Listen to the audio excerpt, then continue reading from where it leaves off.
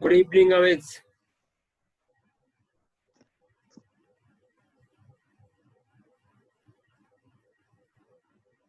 Sir good evening. Good evening. Good evening. कैसे हो? बढ़िया sir. So all fine. Working from home. Yes sir. कल मैं भी जा रहा हूँ यूनिवर्सिटी। अजमेर जाएंगे? अब क्या किया जाए, कितना रहा जाए यहाँ पे जो है। सर मेंटली तो बहुत डिप्रेस्ड हो जाते हैं। वर्क फ्रॉम होम चल रहा है जो है, जी। लेकिन बड़ा डिप्रेसिंग हो रहा है घर में बैठे बैठे जो है। बहुत ज्यादा बहुत ज्यादा।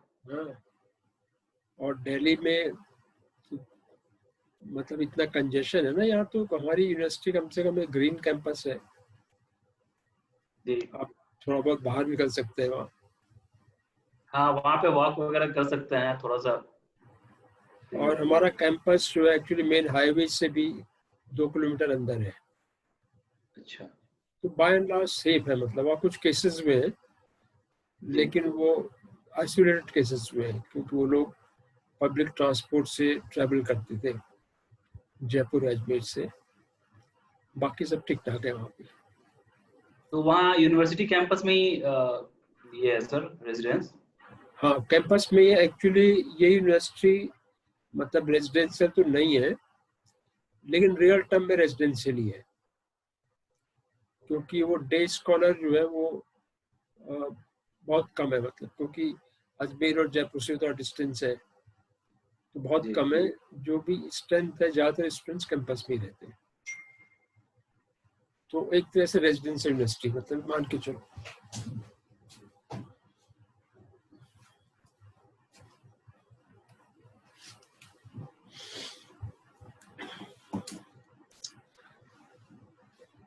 तो ये बच्चे तो अभी आए नहीं है, देखिए, लेट्स सी। जी सर। एनीवे, जी लेक्चर हम रिकॉर्ड कर रहे हैं और इनसे शेयर कर रहे हैं। ठीक है सर। अच्छा वो है। हमारे एक तरह से जो है वो एक परमानेंट जी टीचिंग मटेरियल है, मतलब आगे के लिए भी। जी मतलब नए बैचेस भी जो आएंगे उनको भी हम लोग यूज करते रहेंगे। जी। ये जो पहले CNBC के एडिटर थे ना, जोशी, आलोक जोशी जी। आलोक जोशी। आलोक जोशी अपना एक अब यूट्यूब का कुछ चलाते हैं। जी जी। देखा तुमने उसको कभी? हाँ सर देखा है। कैसा है? अभी बहुत तो वो बहुत ज्यादा पॉपुलर नहीं हुआ, अभी उन्होंने शुरू ही किया है। मैंने कभी कभी देखा, लेकिन कंटेंट कैसा है उसका? कंटेंट सर अच्छा है। वो तो थोड़ा सा एंटी गवर्नमेंट वाले उसमें रहते हैं। अच्छा, एंटी गवर्नमेंट है उनका मामला। जी एंटी गवर्नमेंट वाला। आजकल तो बस लास्ट हर जर्नलिस्ट की पहचान वैसे ही होती है, pro government anti government. Last time neutral वाला। उन्होंने एक सेशन के लिए बुलाया था पिछली बार, जी तो उन्होंने टॉपिक रखा था। उन्होंने जी। शेष क्या था topic? Be your own boss. मैंने कहा तो वो आपने आवाज छोड़ने के बाद गए होंगे। कब किया था सर? साल भर पहले? किसने? आलोक जी ने आलोक जी कब उन्होंने क्लास लिया था? नहीं नहीं, अभी लास्ट मंथ, अच्छा। मतलब प्रीवियस सेमेस्टर में क्लास के लिए उनको बुलाया था। तो टॉपिक जी जी उन्होंने शेष किया था कि बी योर ओन बॉस। तो इसीलिए उन्होंने एक्चुअली वो बोले थे वो इंटरप्रेन्योरशिप पे, जी क्या क्या मतलब जो है आप अपना अपने से भी क्या क्या कर सकते हैं। जी। आलोक जी की सर नॉलेज अच्छी है, वर्क एक्सपीरियंस भी काफी अच्छा है उनका। हाँ, लेकिन यहाँ सीएनबीसी आवाज में वो 10 साल लगभग इसी तरह उन्होंने सिर्फ टाइम पास कर दिया। क्या उसमें CNBC में? जी सीएनबीसी में संजय संजय पुगलिया एडिटर थे, और इनको लाया था उन्होंने, बीबीसी से आए थे ये। ये संजय पोगलिया के बाद आए थे ना? जी संजय पुगलिया के बाद, संजय पुगलिया के साथ ही आए थे, लेकिन एडिटर बने संजय पुगलिया जी के जाने के बाद। अच्छा अच्छा। संजय संजय जी पोगलिया, जब तक थे। संजय पोगलिया मैंने एक जी साथ काम किया ना वहाँ नवाब टाइम्स में। हर टाइम्स में। जी मैं assistant editor, Sanjay Pogalia special correspondent थे। ओके। हमारे कंटेम्प्रेरी है वो। हाँ जी। हाँ, तो धर्मेंद्र सिंह को भी जानते होंगे, धर्मेंद्र सिंह है, अगर आप जानते हो, नवभारत टाइम्स में काम कर चुके। नाम सुना हुआ है, नाम सुना हुआ लग रहा है। हाँ। धर्मेंद्र सिंह है का आजकल? जी, अभी सीएनबीसी आवाज में वो भी संजय जी के साथ बहुत पहले से हैं, स्टार सीएनबीसी आवाज में ही है, वो एग्जीक्यूटिव एडिटर हैं। अच्छा अच्छा। इससे पहले वहाँ थे स्टार न्यूज में, संजय जी के साथ ही थे फाउंडर टीम में। संजय पोगल हमारे बहुत पुराने दोस्त हैं। जब मैं शारदा में था तो तब मैं उनको बुला लिया करता था कभी कभी। अच्छा अच्छा। अमित स्टूडेंट्स तो अभी तक आए नहीं है जी। तो हम ऐसा करते हैं कि सेशन हम लोग शुरू कर देते हैं और रिकॉर्डिंग हो ही रही है जी, तो फिर रिकॉर्डिंग हमसे शेयर कर ही रहा हूँ मैं वैसे। हाँ, और दिन की भी, ठीक है, क्योंकि स्टूडेंट्स की हर एक की कोई ना कोई कनेक्टिविटी प्रॉब्लम है। जी। तो आज कीर्ति को, कल तो 4 थे, कीर्ति, कोपल, मोहित और विनीत। जी, तो हम लोग शुरू करें? सर शुरू कर लेते हैं। हाँ, क्योंकि यही था कि रिकॉर्डिंग आज वाला टॉपिक थोड़ा सा ऐसा था कि इंटरेक्टिव होता तो ज्यादा समझ में आता। तो वैसे सिर्फ लेक्चर देना जो है ना आज वाले में, वो डिफिकल्ट होगा, थोड़ा सा इंटरेक्टिव हम कॉम्प्लिकेटेड दोनों इशू है। मिल के बनाते हैं उसको भी। जी सर। ऐसा है कि मैंने इकोनॉमिक्स से ही क्या हुआ है मास्टर्स डिग्री। जी जी। तब की इकोनॉमिक्स पूरी बदल चुकी है। ये तो है। हाँ, अब तो बिल्कुल अलग हो गई है। Hello Kopal, how are you? अभी कनेक्ट हो रहा है Kopal. Sir, good evening. How are you? Sir, good. हाँ Kopal, how are you? Sir, good. Good. Yes, sir.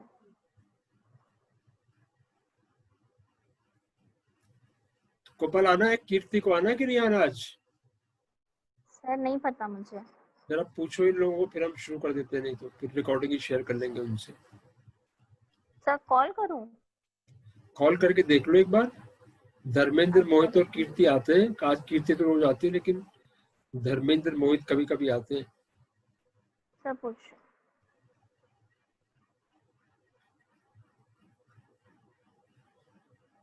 Sir तब तक वो रिमोट एक्सेस वाला दे दे। वो अभी करता हूँ। एक्चुअली हम लोगों ने इकोनॉमिक्स पढ़ी थी ना, जी, तो वो जो नई इकोनॉमिक्स है जो हाईली मैथमेटिकल है, इकोनोमेट्रिक्स पहली बार इंट्रोड्यूस हुई थी उस वक्त। और इकोनोमेट्रिक्स इतनी टफ हमको लगती थी कि पूछो नहीं, क्योंकि उससे पहले जो कोर्सेज थे वो थे labour economics, international economics, economic theories and principles. Political economy पे ज्यादा फोकस थे जी। और अब जो इकोनॉमिक्स है वो टोटली डिफरेंट इकोनॉमिक्स है। हाँ, अब मेरा एक्सपर्टीज जो है पॉलिटिकल इकोनॉमी में है, लेकिन तुम्हारा जो स्टॉक एक्सचेंज है, जो फाइनेंस इकोनॉमी है, वो बहुत हाईली टेक्निकल हो गई है।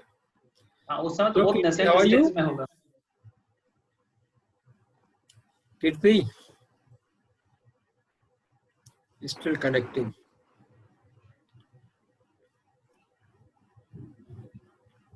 Good evening sir. Good evening, कैसी हो? ठीक हूँ सर।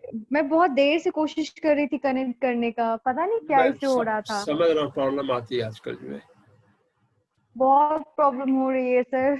कोपल, कीर्ति, तुम लोग अपना वीडियो ऑन कर लो थोड़ा सा, जो है फिर क्लास थोड़ा ज्यादा लाइवली रहेगी। और दूसरा ये कि तुम बीच में जो है वो अमित को बीच में क्वेश्चंस पूछ लिया करो, इंटरप्ट किया करो, क्योंकि जो इकोनॉमिक्स है जो जो ये कल मैं खास पूछ रही थी कि फिर हमारा कनेक्शन चला गया था सर।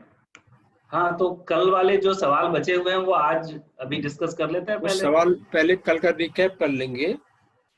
कल हमने डिस्कस किया था reserve bank of India monetary policy. तो अचानक से डिस्टर्ब हो गया था जब कीर्ति कुछ क्वेश्चंस पूछ रही थी, तो वहीं से हम शुरू करते हैं। कल का एक ब्रीफ रिकैप दे दो इनको। Amit, Kopal, are you there? Yes sir. Video on कर दो। हाँ, Yes, तो कल sir. का Yes, थोड़ा सा एक this is रिकैप दे दो true. Briefly Amit, and then if they have some queries, Kirti के कुछ क्वेश्चंस थे, we can discuss them, and then we will move to our today's topic, which is financial market, money flow and banking system. Primarily we will be focusing on financial market, right? Amit, am I right? Yes yes, financial money flow, market. Banking system एक session और बाद में कर लेंगे। Money flow में sir, money flow की बहुत ज्यादा जरूरत नहीं पड़ती है, वो हाँ, सब सुपरफिशियली थोड़ा सा बस देखना होता है। बैंकिंग सिस्टम को समझना इम्पोर्टेंट है। तो बैंकिंग मनी फ्लो, सिस्टम के लिए अलग सेशन जी एक कर मनी, लेंगे। जी जी, हाँ, तो आज हम लोग डिस्कस करेंगे financial market. So let's have a quick recap Amit. I am या sharing screen. Quick recap of hello today's everyone. session, and if they have some questions, then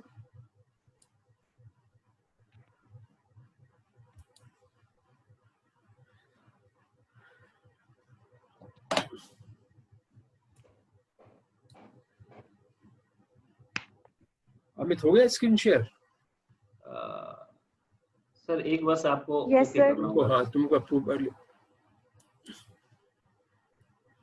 done.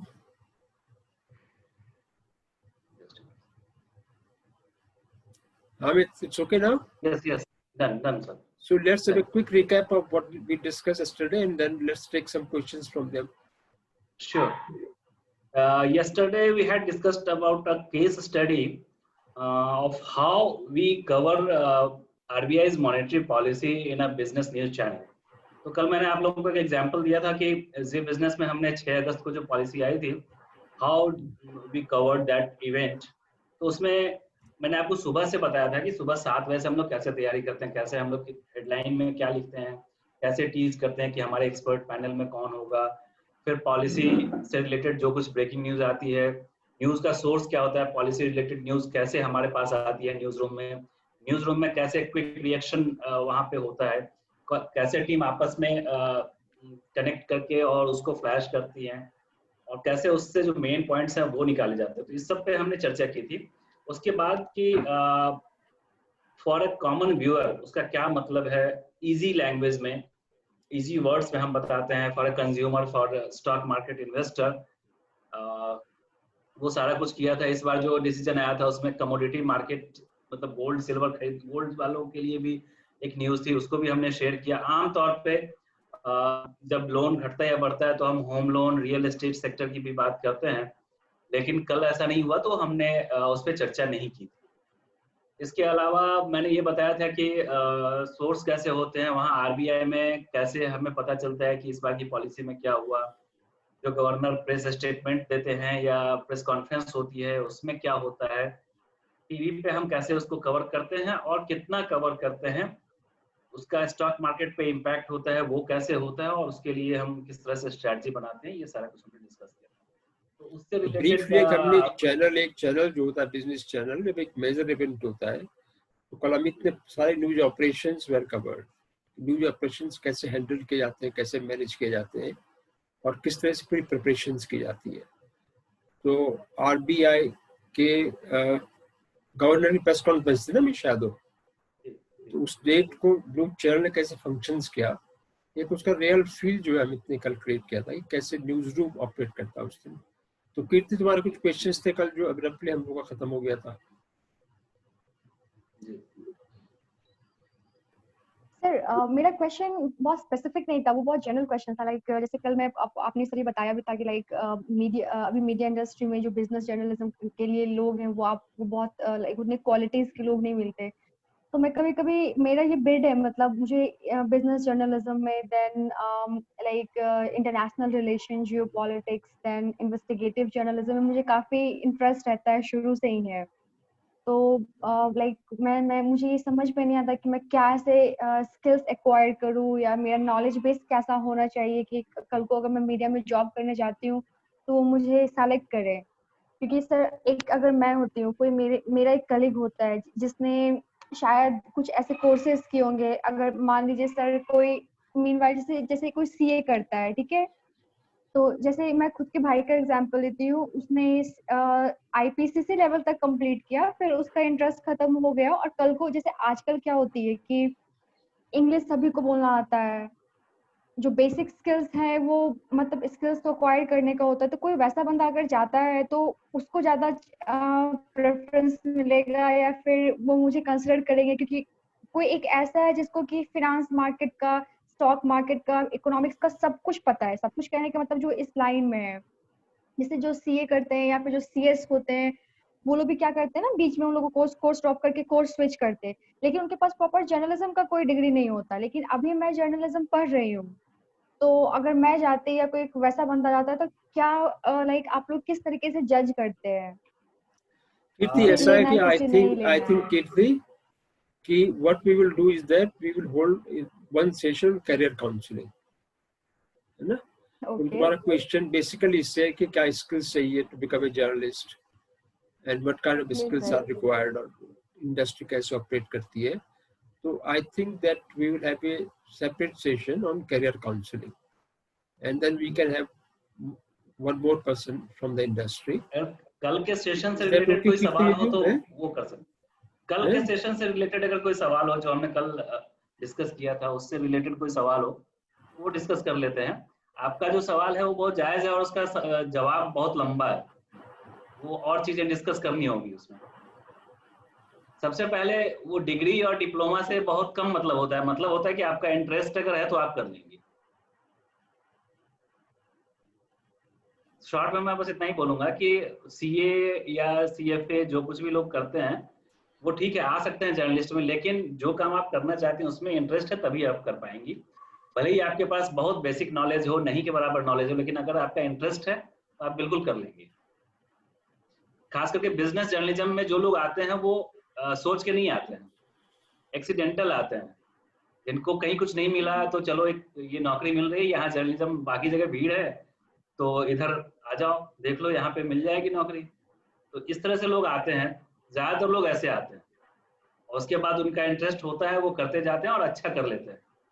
ज्यादातर बिजनेस जर्नलिस्ट जितने मुझे मिले हैं ज्यादातर लोग ऐसे ही हैं, बहुत कम लोग इसमें ऐसे होते हैं पॉइंट जो मैं प्रोफेशनली। करूंगा कि कीर्ति जो है, जब हम लोगों ने जर्नलिज्म एंट्री ली थी तो उस वक्त कहा जाता था कि journalist are born not trained, they are born not trained. फिर ग्रेजुअली जो है वो जनरेशन, मतलब नई जनरेशन आई तो तभी हुआ कि journalist can be trained also. तो इस कॉन्टेक्स्ट में एक बार टाइम्स ऑफ इंडिया ने एक एक्सपेरिमेंट किया। उन्होंने कहा कि हमको जर्नलिज्म स्कूल वाले ट्रेन लोग नहीं चाहिए, हम straight away Hindu college, saint Stephen, Delhi school of economics के लोगों को लेंगे और वो चूंकि इंटेलेक्चुअली स्ट्रांग होते हैं तो वो ज़्यादा जो है वो ठीक रहेंगे। लेकिन दैट एक्सपेरिमेंट फेल्ड इनफैक्ट। तो आज के कॉन्टेक्स्ट में ट्रेनिंग भी ज़रूरी है जर्नलिज्म की, नॉलेज बेस के अलावा ट्रेनिंग भी ज़रूरी है। हमारी जनरेशन में था कि journalist are born, can not be train, but now it works both way. So anyway, that I think we'll have a separate session on career counseling some other time, some other day. Let's start our session of the day, the financial market. So Amit, please go ahead. Yeah, we are starting now the financial markets, basics of financial markets. तो हम लोग को इसमें पहले समझना है कि what is financial market, financial market क्या है। अगर हम एक ये समझें कि कोई फाइनेंशियल प्रोडक्ट है, जैसे कोई शेयर है या हम कोई फिक्स डिपॉजिट करवाते हैं या कोई हम सेविंग्स अकाउंट खुलवाते हैं, इस तरह के फाइनेंशियल प्रोडक्ट्स जो हैं उसको जहां हम ट्रांजैक्ट कर, जहां हम एक्सचेंज कर पाए, ऐसा मार्केट प्लेस जो है वो कहलाता है फाइनेंशियल मार्केट। जैसे आप जब सब्जी खरीदने जाती हैं तो सब्जी खरीदने के लिए किराने की दुकान पे तो जाते नहीं, सब्जी खरीदने के लिए सब्जी बाजार में जाते हैं। तो जहाँ सब्जी मिलती है वो सब्जी बाजार है, वैसे ही जहाँ फाइनेंशियल प्रोडक्ट्स आपको अवेलेबल हैं वो फाइनेंशियल मार्केट है। और फाइनेंशियल प्रोडक्ट्स कई तरह के होते हैं, इस पर आगे हम चर्चा करेंगे इसी में। तो वो फाइनेंशियल प्रोडक्ट फिर जहाँ पे हम खरीदते बेचते हैं वहाँ पे दो तरह के लोग होते हैं, एक खरीदने वाला होता है, एक बेचने वाला होता है। तो किसी भी फाइनेंशियल मार्केट के लिए ये कंपलसरी है कि एक बायर हो और एक सेलर हो, तभी वो फाइनेंशियल मार्केट होगा। और इसमें जो प्रोडक्ट होते हैं उसमें इक्विटी होती है, इक्विटी मतलब जिसको शेयर कहते हैं, शेयर को ही हम इक्विटी भी बोलते हैं। बॉन्ड होता है, म्यूचुअल फंड होता है, करेंसी और डेरिवेटिव। तो डेरिवेटिव अभी थोड़ा सा समझने में मुश्किल होगी क्योंकि डेरिवेटिव बहुत हाई लेवल की चीज होती है, करेंसी आप ऐसे समझ सकते हैं कि आप डॉलर, आपके पास रुपी है, आप उसको कन्वर्ट करने के लिए जा रहे हैं डॉलर में, तो जो आप ट्रेड करते हैं वो करेंसी ट्रेड कहलाता है। आप अभी की डेट में 75 रुपये लेकर के जाएंगे तो आपको $1 मिलेगा। आपके सामने कोई अगर डॉलर बेचने वाला बंदा है, उसके पास जब आप 75 रुपये जमा करेंगे तो फिर वो आपको $1 देगा। डॉलर में ऐसे ट्रेड होता है। म्यूचुअल फंड में हर तरह से पैसे लगाए जाते हैं। लमसम अमाउंट आपके पास 50,000 रुपये है, आप म्यूचुअल फंड की यूनिट्स खरीद ली आपने एक बार, या मंथली लोग SIP करते हैं, सिस्टमेटिक इन्वेस्टमेंट प्लान होता है, वो मंथली 1,000 रुपये, 2,000 रुपये, 5,000 रुपये, जिस तरह से लोगों की स्ट्रेंथ होती है उस हिसाब से फिर वो उसमें पैसे लगाते हैं। शेयर, जब आपके पास जितने पैसे होते हैं उस हिसाब से लगाते हैं। शेयर में आप लॉन्ग टर्म के हिसाब से भी पैसे लगा सकते हैं, साल 2 साल के लिहाज से, या कोई आपने टारगेट चूज कर रखा है कि मैं अपने बच्चे की शादी के लिए या 5 साल बाद मुझे कोई फ्लैट खरीदना है, कोई प्रॉपर्टी खरीदनी है, उस हिसाब से भी लोग प्लानिंग करके इक्विटी में या शेयर में पैसे लगाते हैं। तो ये सब जहाँ पे ट्रेडिंग होती है, जहाँ ये प्रोडक्ट बिकते हैं, जहाँ ये प्रोडक्ट्स खरीदे जाते हैं, फाइनेंशियल प्रोडक्ट्स, तो ऐसे जगह को फाइनेंशियल मार्केट्स कहते हैं। फाइनेंशियल मार्केट में इस तरह की डील होती है जहाँ पे सेलर और बायर दोनों होते हैं। तो ये इसका डेफिनेशन है कि जहाँ पे फाइनेंशियल प्रोडक्ट्स की खरीद बिक्री होती है वो फाइनेंशियल मार्केट है। ये बहुत सिंपल डेफिनेशन है। इसके फंक्शन क्या है financial market? Kopal, are you here? Kopal? Yes sir, I am there. Okay, तो तुम लोग बीच में क्वेश्चंस पूछ रहे हो तो पूछ लिया करो है बीच में, क्योंकि आखिर में फिर डिस्कशन के टाइम बचता नहीं है और कई बार फिर पूरा रिकॉर्ड नहीं कर पाते हो, तो और कोई क्वेश्चन तो बीच में पूछ लिया करो। जैसे क्लियर हो गया तुमको कि ये सब जो अभी बोला कि शेयर है, इक्विटी है, बॉन्ड्स है, म्यूचुअल फंड्स का डिफरेंस क्लियर हुआ कि नहीं हुआ? Yes sir. क्लियर हुआ?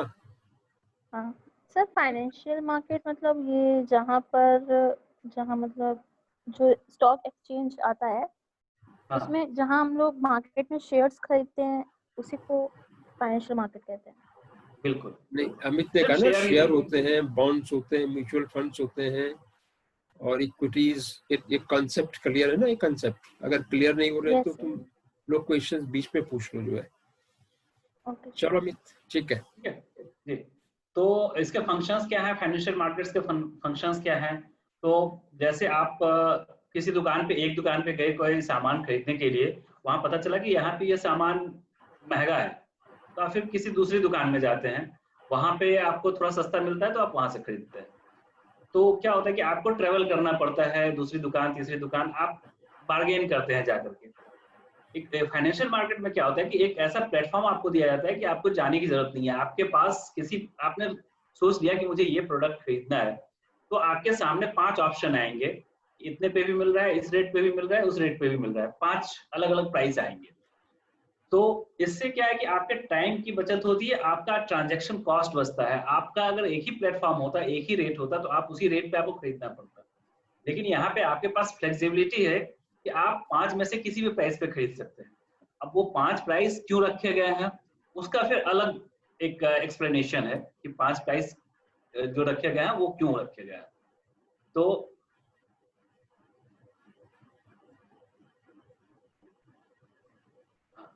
उसका फिर वो अलग से एक्सप्लेनेशन है कि आपको क्या इससे सहूलियत होती है मार्केट से। तो आपके ट्रांजैक्शन की कॉस्ट इससे कम होती है। फाइनेंशियल मार्केट को बनाने का जो एक पर्पस था वो ये था कि इससे फाइनेंशियल प्रोडक्ट की प्राइसिंग कम होगी।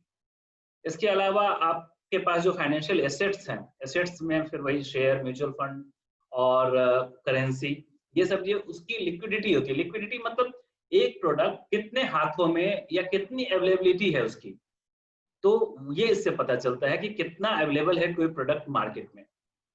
अगर आप कोई सामान आपको 5 पीस खरीदनी हो, आप गए मार्केट में, आपको पता चला कि एक दुकान में तो 2 ही पीस है, तो आप 2 ही पीस खरीद के रह जाएंगे, या आपको जरूरत होगी 5 की तो आपके पास 3 शॉर्ट पड़ जाएगा। लेकिन फाइनेंशियल मार्केट में जब आपको एक सिंगल प्लेटफॉर्म अवेलेबल है, तो वहां पे आपको जितने पीस सामान खरीदने, जितने शेयर खरीदने हैं उतने अवेलेबल है। हाँ, ये है कि वो शेयर आपको 10 शेयर अगर खरीदने हैं तो वो अलग भाव पे मिलेंगे, 20 खरीदने हैं तो वो अलग भाव पे मिलेंगे। वो अवेलेबिलिटी के ऊपर डिपेंड करता है। लेकिन ये है कि अवेलेबल ज्यादा मात्रा में, एबंडेंस जो होता है वो होता है शेयर इसमें फाइनेंशियल मार्केट में। उसके बाद प्राइस डिस्कवरी। अगर आपको प्राइस 5 प्राइस जैसे मैंने बताया 10 प्राइस होता है, तो आपके पास चॉइस है कि आप किस प्राइस पे खरीदते हैं, कि आपके पास ये चॉइस आती है, तो ये आपको एक फैसिलिटी मिलती है। दूसरा जो सबसे बड़ा रीजन है, अभी तक लोग इंडिया में ये कल्चर है कि लोग पैसे बचाते हैं, सेविंग्स का अभी तक कल्चर था। तो सेविंग्स के कल्चर में क्या होता है, जैसे आज से 20-25 साल पहले जब शेयर मार्केट इतना ज्यादा नोन नहीं था, लोग नहीं जानते थे शेयर मार्केट, लोग बैंक में पैसा रखते थे, बैंक से पहले भी लोग घर में पैसा जमा करके रखते थे। तो दो टर्म आप यहाँ पे समझिए कि एक चीज होती है सेविंग्स और दूसरा इन्वेस्टमेंट। सेविंग्स ऐसी चीज है जहां पे आपको रिटर्न नहीं मिलता है, आपका पैसा जस का तसा, आपने 10 रुपए अगर बचा के रखे तो 10 रुपए ही मिलेंगे, लेकिन अगर आपने इन्वेस्ट किया कहीं पे तो वो पैसा आपको उससे ज्यादा मिलेगा। तो इसको आप जैसे कहते हैं कि आप बैंक में गए, आपने फिक्स डिपॉजिट करवाया, तो वो फिक्स डिपॉजिट जो है वो आपकी सेविंग नहीं है, वो इन्वेस्टमेंट है, जहां आपको रिटर्न में इंटरेस्ट के साथ वो पैसे मिलते हैं। तो एफडी भी एक इन्वेस्टमेंट है। जब आप अकाउंट में पैसे जमा करते हैं सेविंग्स अकाउंट में, तो वहां भी 4% या 3% के हिसाब से जो आपको इंटरेस्ट मिलता है वो रिटर्न मिलता है, तो वो भी आपका एक इन्वेस्टमेंट है। भले ही आपने डे टू डे खर्चे से निकाल करके उसको रखा हो, लेकिन वो भी एक फाइनेंशियल प्रोडक्ट है। फिक्स डिपॉजिट भी एक फाइनेंशियल प्रोडक्ट है जिसमें आपको रिटर्न मिलते हैं, वो आपका इन्वेस्टमेंट है। तो ये चीजें हो गई फाइनेंशियल मार्केट की डेफिनेशन और फंक्शंस। इससे अगर रिलेटेड कोई सवाल हो, फंक्शन को समझने में कोई दिक्कत हो रही हो, तो मैं फिर से आपको बता सकता हूँ या रिपीट कर सकता हूँ।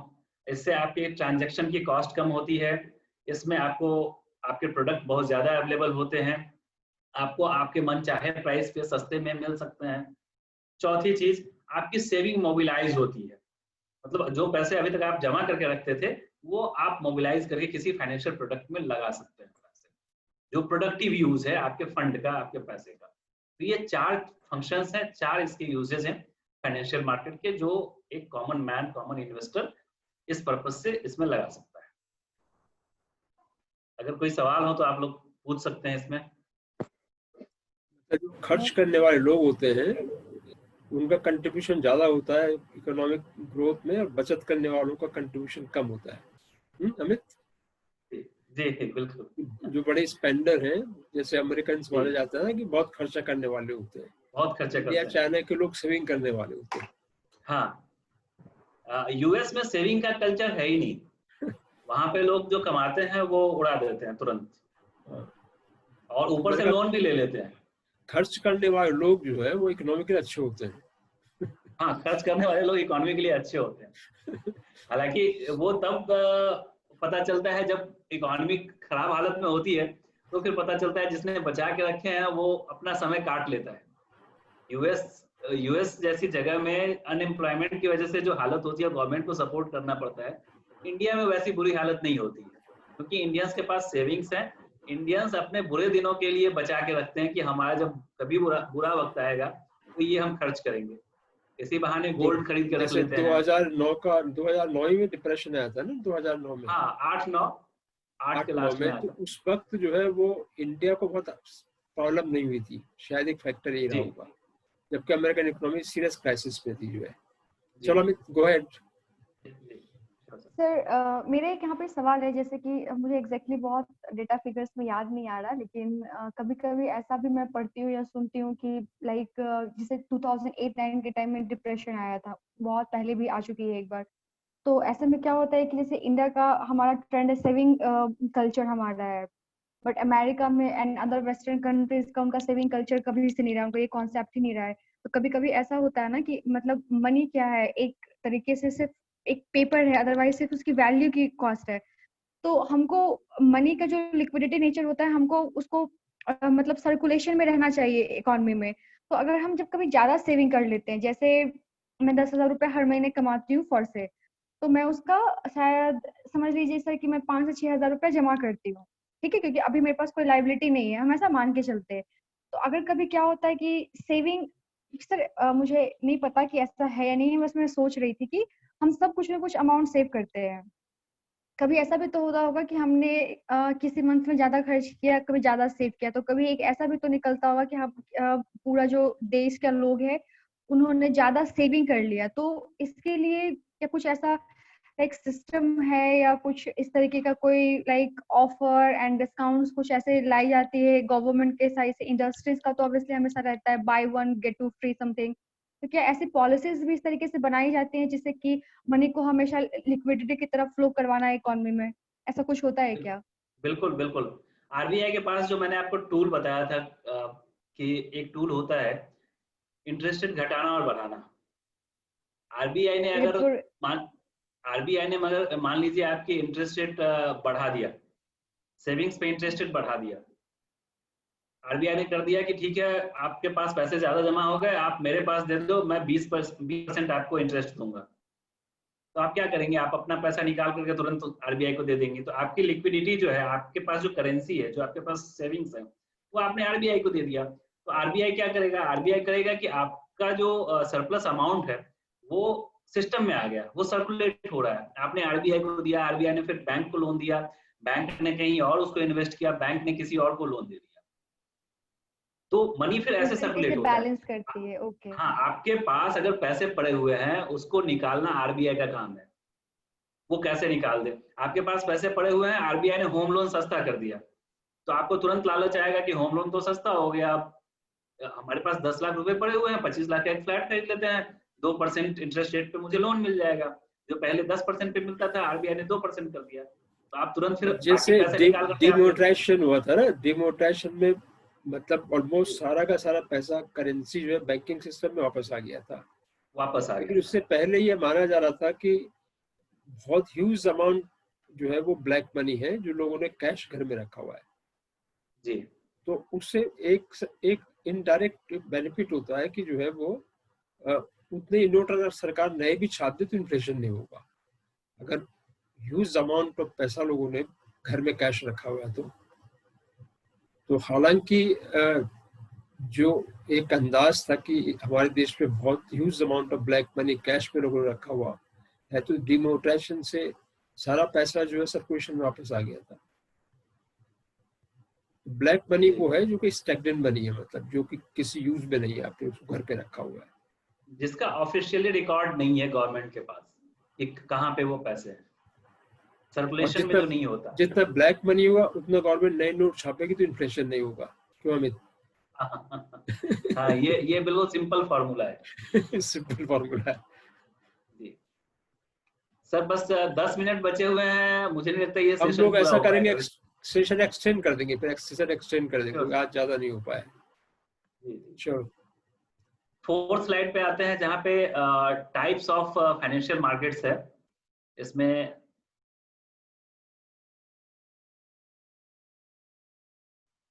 हाँ, इसमें हमने बताया कि कितने तरह के फाइनेंशियल मार्केट्स इंडिया में हैं। बाकी देशों में हो सकता है कि इसके कुछ और भी अलग मार्केट्स हो, अलग अलग प्लेटफॉर्म हो। इंडिया में बेसिकली 7 तरह के मार्केट्स हैं। पहला है मनी मार्केट, जहाँ पे बॉन्ड की खरीद बिक्री होती है, जो कॉमन मैन डायरेक्टली नहीं खरीद सकता है बॉन्ड, वो आप म्यूचुअल फंड के थ्रू खरीद सकते हैं, या फिर समय समय पर जो गवर्नमेंट ऑफ इंडिया बॉन्ड लेकर के आती है, आप उसमें पैसे लगा सकते हैं। जैसे इंफ्रास्ट्रक्चर बॉन्ड आया था, इस तरह के बॉन्ड हमेशा आते रहते हैं। आईटी कंपनीज के लिए बॉन्ड लेकर के आई थी गवर्नमेंट।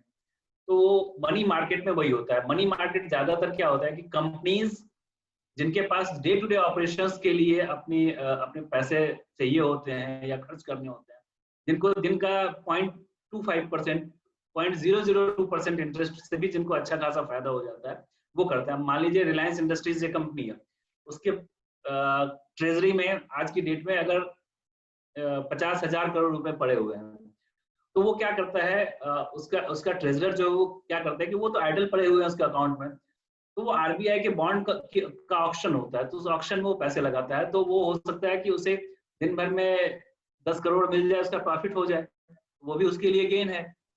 आरबीआई ऐसे ट्रेजरी ऑक्शन बॉन्ड की ऑक्शन करता रहता है। तो मनी मार्केट में मेनली आरबीआई करता है, वो बड़े बड़े कॉर्पोरेट्स या फिर अलग फाइनेंशियल इंस्टीट्यूशन होते हैं, वो पैसा लगाते हैं और वहीं उसमें इन्वेस्ट करते हैं।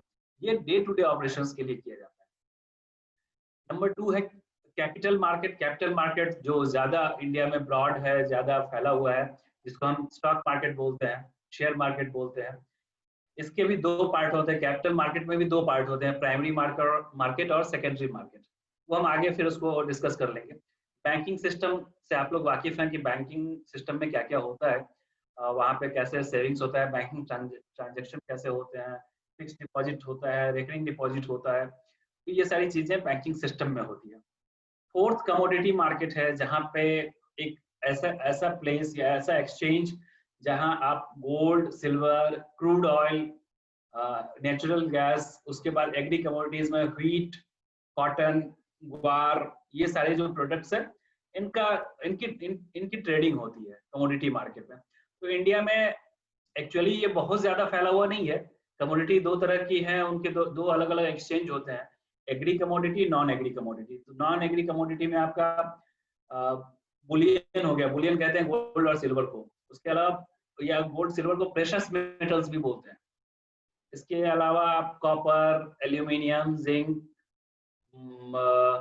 ये सब जो है उसमें ट्रेडिंग होती है। और एग्री कमोडिटीज में फिर जैसे मैंने बताया व्हीट, पोटैटो, ग्वार, इन सब की ट्रेडिंग होती है।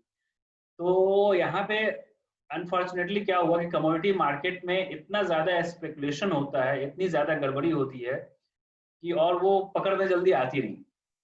तो अब भी लोगों का भरोसा जो शेयर मार्केट को लेकर के है, ट्रेडर्स का, इन्वेस्टर्स का, वो कमोडिटी मार्केट को लेकर के नहीं बना है। खास करके एग्री कमोडिटीज में बहुत ज्यादा सट्टेबाजी होती है और वो पकड़ में नहीं आते सट्टेबाज, बहुत लोगों का पैसा डूब जाता है, बहुत लोग इसमें स्पेकुलेटर्स जो है अच्छा खासा कमा करके भाग जाते हैं।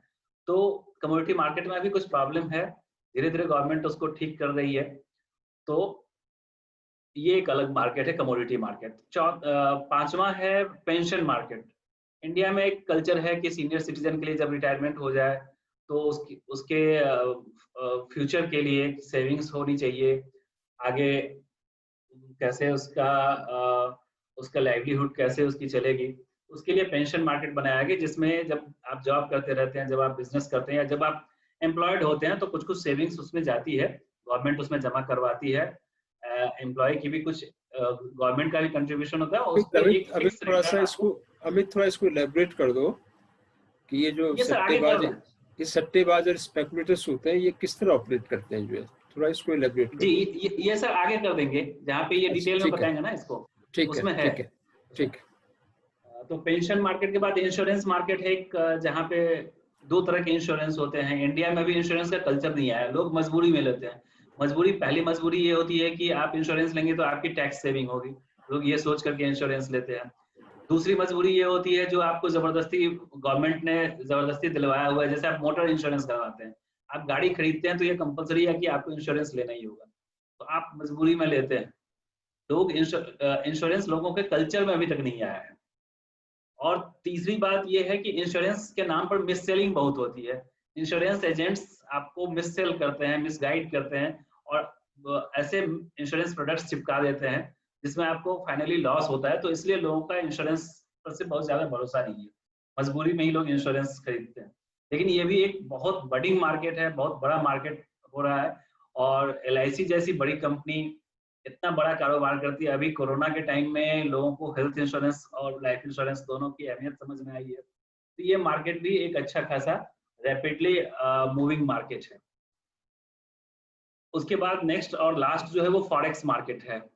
डॉलर, रुपी, येन, यूरो, पाउंड जो आपको खरीदना बेचना होता है, आप रोज उसमें ट्रेडिंग कर सकते हैं, तो वो एक मार्केट है।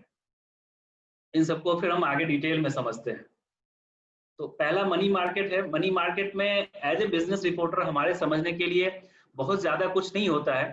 मनी मार्केट में जो फिक्स मैच्योरिटी, बहुत शॉर्ट मैच्योरिटी पीरियड के लिए जो पैसे लगाए जाते हैं, जैसे मैंने बताया था अभी आपको, रिलायंस का एग्जांपल दिया कि रिलायंस के ट्रेजरी में अगर 50,000 करोड़ रुपए पड़े हुए हैं तो उससे उसकी कैसे कमाई होगी, एक दिन की कमाई के हिसाब से। हो सकता है कल रिलायंस को इस 50,000 करोड़ रुपए की जरूरत पड़ जाए, तो उसका ट्रेजरर एक दिन की सोच करके बॉन्ड खरीदता है और फिर नेक्स्ट डे ओवरनाइट ऑक्शन होता है इसका।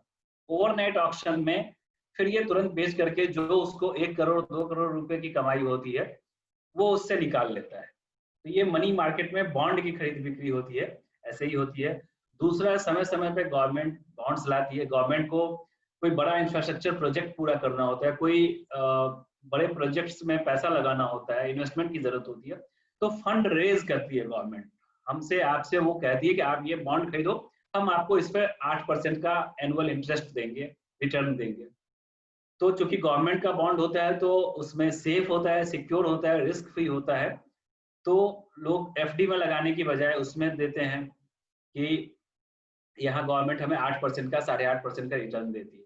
तो गवर्नमेंट भी बॉन्ड लेके आती है, आरबीआई भी बॉन्ड देती है, और आरबीआई भी गवर्नमेंट के बॉन्ड में पैसा लगाती है, गवर्नमेंट से खरीदती है बॉन्ड।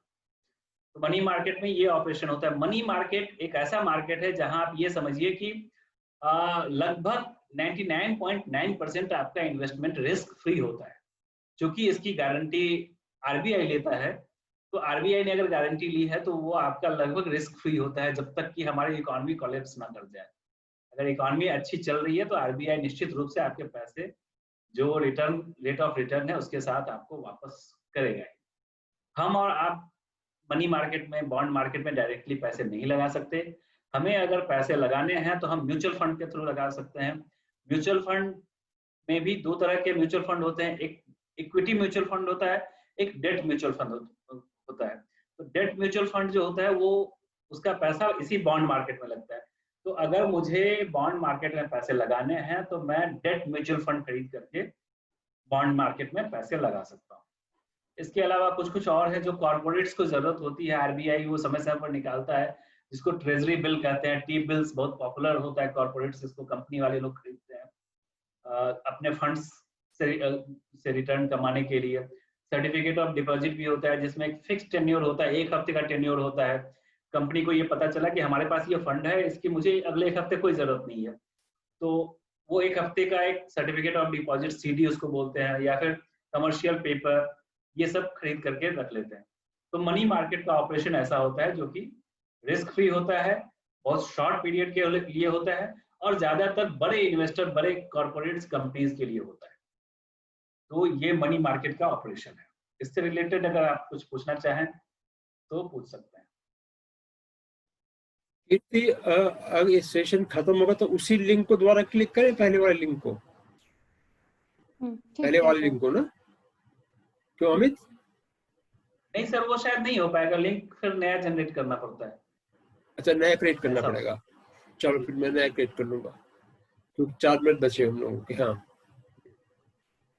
कीर्ति, इससे रिलेटेड कोई सवाल? मैं ये सर एक मुझे फॉरेक्स से पूछना था सर। जैसे कि कभी कभी मुझे लगता है, अभी मैं सोच रही थी कि मतलब इकोनॉमिक्स कितना मैजिकल चीज है, हम जैसा सोचते हैं बट वैसा होता नहीं है जनरली। कभी अगर मैं सोचती हूँ कि हमको अगर इकोनॉमी को बूस्ट करना है तो हम क्या करें, लोग कहते हैं कि तेल का दाम महंगा हो रहा है तो सब्जी महंगी हो रही है, बट मैं कभी कभी सोचती हूँ तो मुझे ये लगता है कि हमको डॉलर एक्सचेंज पे ध्यान देना चाहिए, जो हमारा रुपी का एंड डॉलर का जो डिफरेंस है।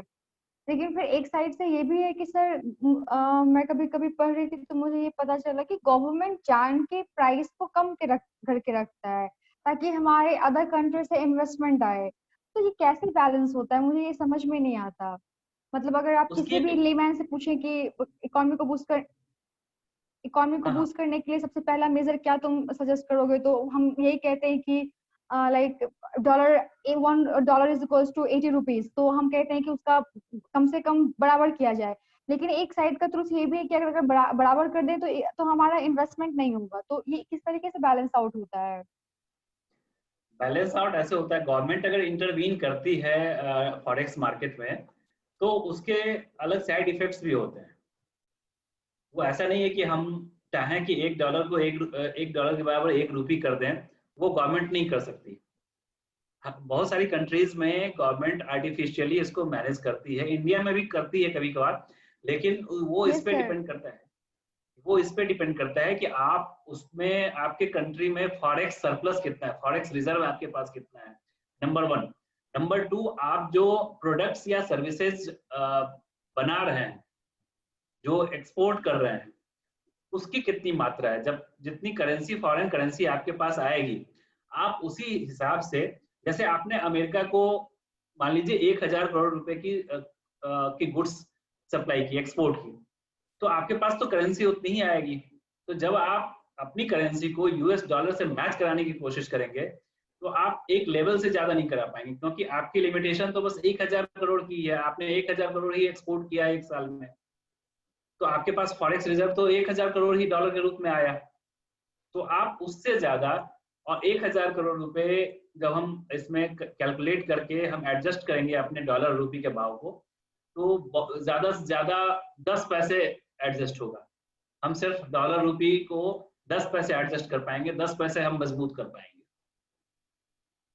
सर एक रिपोर्ट में पढ़ रही थी साल 1.5 साल पहले, मुझे याद है डोनाल्ड ट्रंप ने ये कहा था कि उसकी बहुत नजर है चाइना पे एंड कुछ और कंट्रीज का नाम लिया था, मैं अभी रिकॉल नहीं कर पा रही हूँ, लेकिन जिसमें ये भी कहा था कि इंडिया का नाम क्लिंचड था, मतलब इंडिया उसमें नहीं आ रहा था, बाकी चाइना और कुछ और ऐसे कंट्रीज थे जो कि अगर उनके पास सपोज $10,000 है तो वो उसमें से वो कम ही करके दिखाते हैं।